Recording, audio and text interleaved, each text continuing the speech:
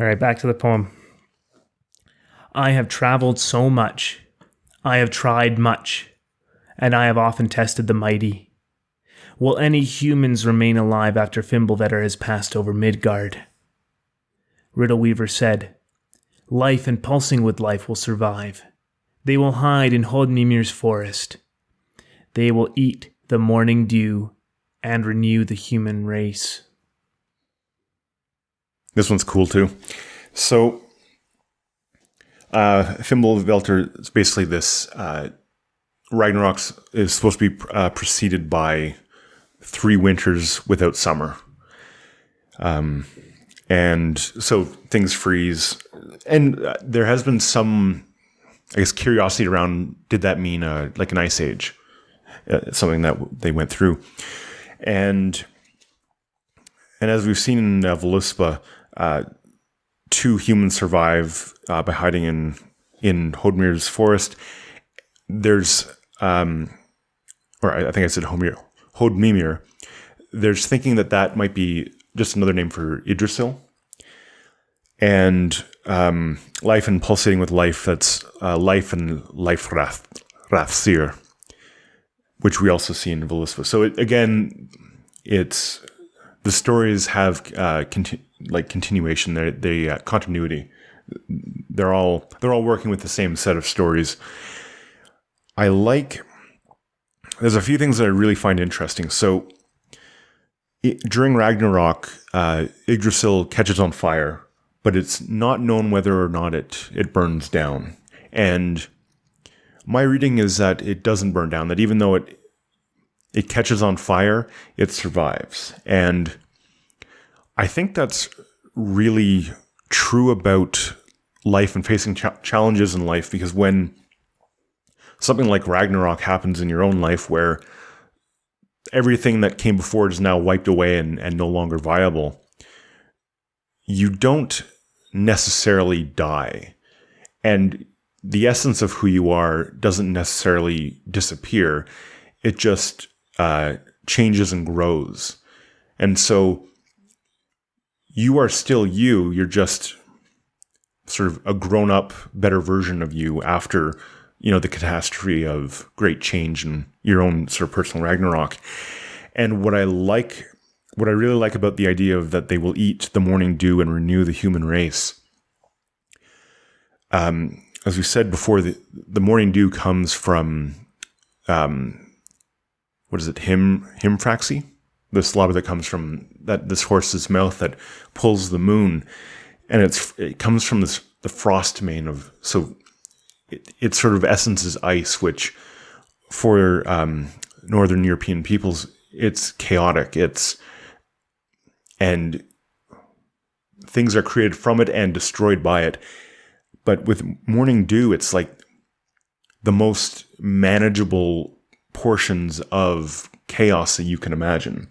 And it's actually like quite nice. Like when you see morning dew and feel it on your feet, like it's nice, But it shows me that there has to be that kind of harnessed chaos to grow and renew things. And once you've gone through the change and changed, you become better at eating chaos, at having one foot in chaos and one foot in order.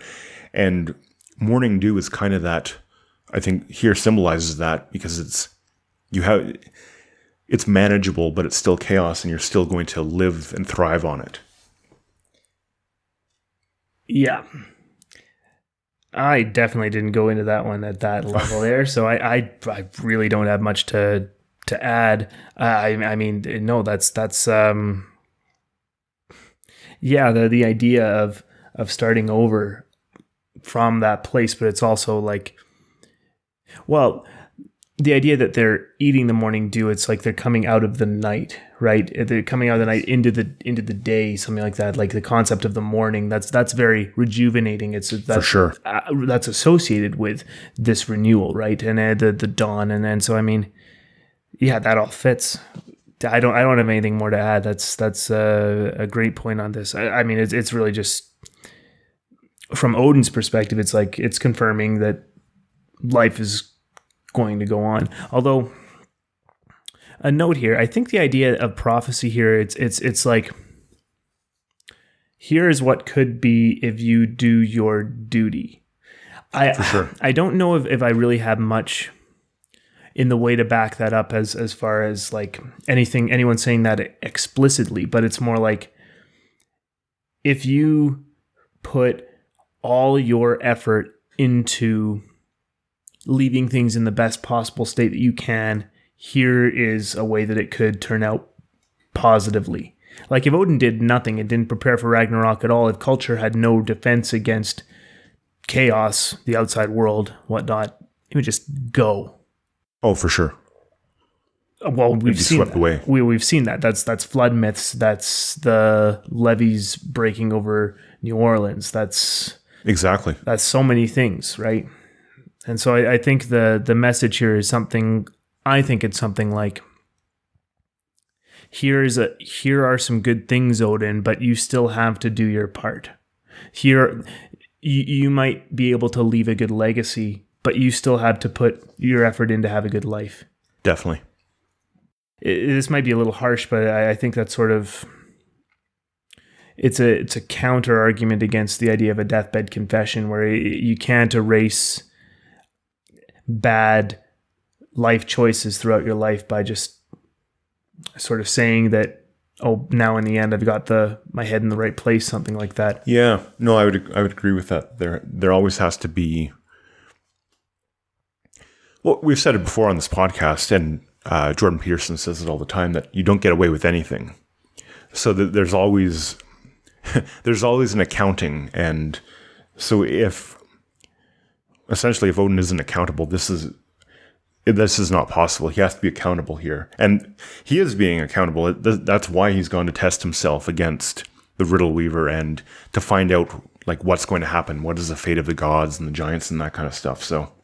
Yeah, he's exactly. It's a nuance, and really, I'll fully admit that you could say that I'm reading into this by having that play on things here, but I don't see how it makes any sense if this is just the kind of thing of Odin is getting his answer and then he gets to skate on for the rest of life. That maybe what I'm going off of is that would be directly counter to his nature that he has shown us so far and will show us in future stories. For sure. So if you'll give me that one, I think this makes sense. I do too.